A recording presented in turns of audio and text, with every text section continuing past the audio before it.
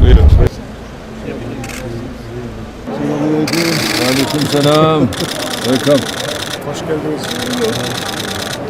İyisinler.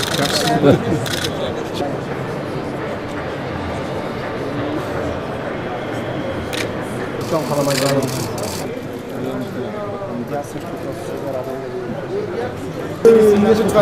biraz geri gelelim ya.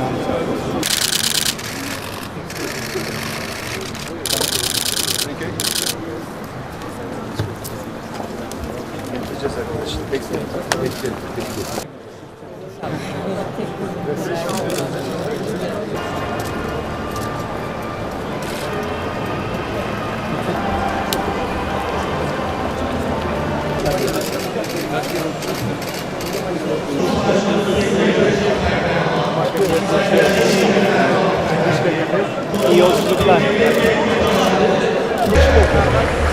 Bişkek, buyurun.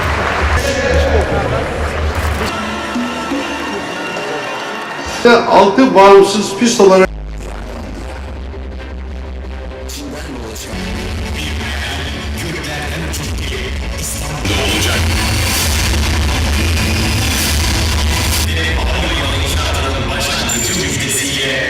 hem inşası, hem işletmesi, hem finansmanı ile gerçekten ülkemizin yüz akı